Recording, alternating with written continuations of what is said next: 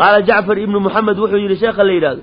cajibtu waxaan la yaabay buu yidhi liman buliya biarbacin kayfa yakfalu can arbacin nin afar arrimood lagu imtixaamay afar arrimood see u hilmaami karaa afar arrimood haddii lagugu imtixaamo oo ay kugu dhacaan waxaa la doonayaa afartaa arrimood inaada hilmaamin oo kale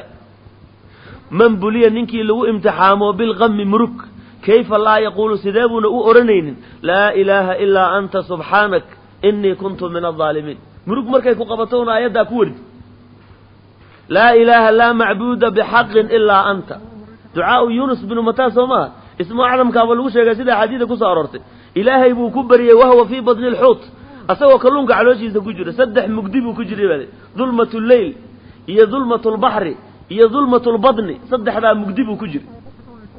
saddexdaa mugdi dhexdooda yacni habeenka mugdigiisii iyo biyihii badda iyo kalluunka calooshiisa asagoo kusii jiro saddexdaa mugdi dhexdooduu ka dhawaaqay laa ilaaha ilaa anta macbuud xaq lagu caabudaa ma jiro ilaa anta adiga mooyaane subxaanaka tanziihan baa laka kuu sugnaaday innii anigu kuntu min adaalimiin ilaahayo waxaan ka mid ahay kuwa daalimiinta ah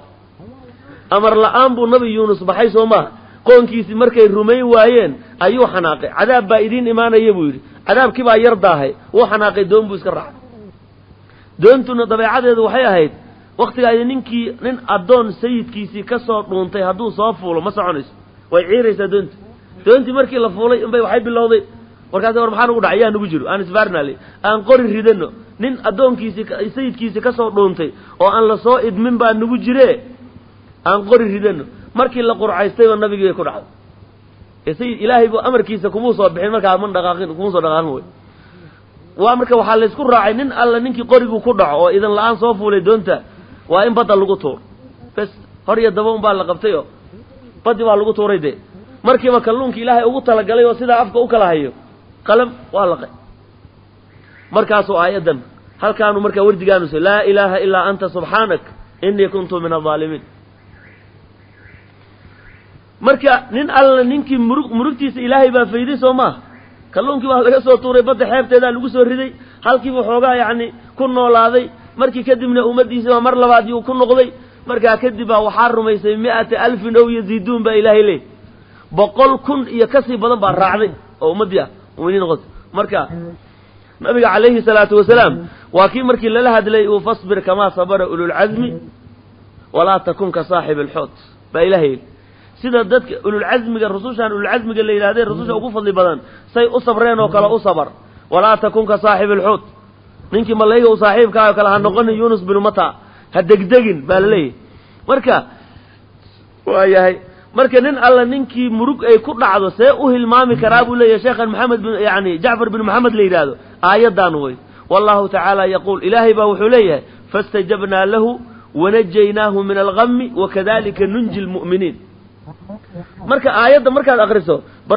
ballanqaadka dambe dib lagu ballanqaaday lagu yawahay fiiri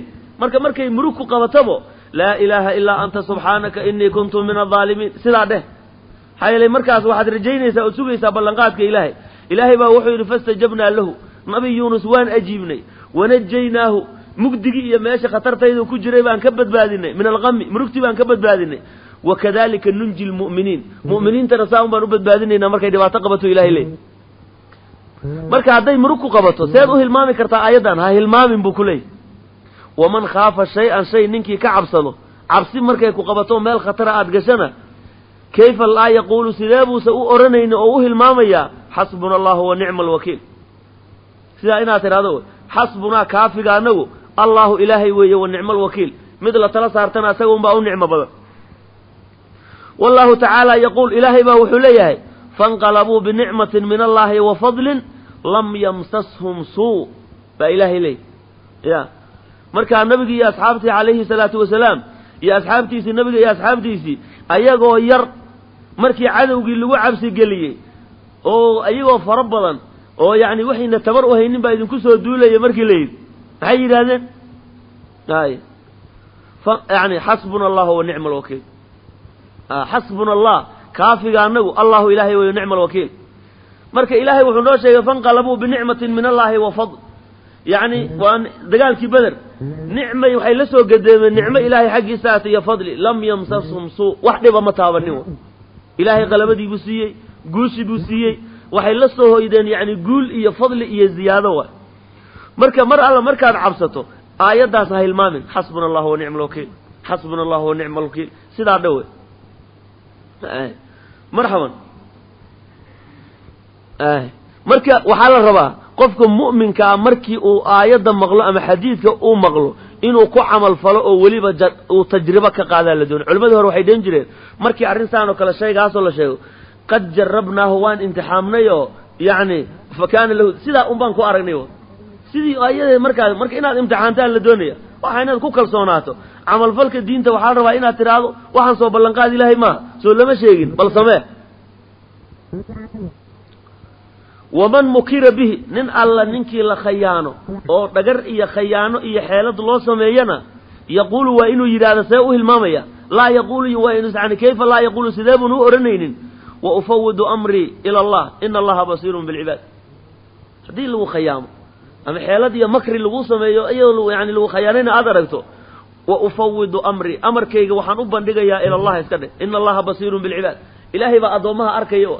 ninka wax maleegayo ninka wanaagga qalbigiisa uu ku jiro ilaahay baa arkaya moogtahay maamulka ilaahay maana soconayo kan addoon weeye yani makrigiisu waxba ma tarayo wallahu tacaala yaquul ilaahay wuxuu leeyahay fawaqaahu allahu sayi'aati maa makaruu fawaqaahu allah ilaahay baa ilaaliyo ka ilaaliyey sayi'aati maa makaruu waxay makrayeen oo maleegayeen oo guntayeen xumaantii ilaahay baa ka ilaaliyey waman raqaba fii shayin shay ninkii jeclaadana kayfa laa yaquulu sidee buusa u odhanaynin maa shaa allahu laa quwata ila billah maa shaa allah ilaahay wuxuu doono yakuunu kaana u ahaadaa laa quwata awood ma jirto ila billah ilaahay unbaa awood iskale wallahu tacaala yaquul facasaa rabbii an yu'tiyanii khayran min jannatik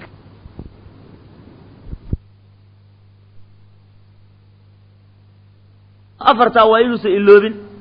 see u hilmaami karaa ayuu leeyahay sheekh see u hilmaami karaa waxaan ku dhaqanno oon maalnaa ilaahayna siiyey diinteenna inaan maalnaa la doonayo wax walboo kanzi iyo wax walboo khayraada diintay ku jirta marka wax alla waxaa doontaba diinta u adeegso waad ka helaysaa mudabbiri alkhalaa'iqi ajmaciin mudabbiri alkhalaa'iqi khalaa'iqda iyo makhluuqaaga allihii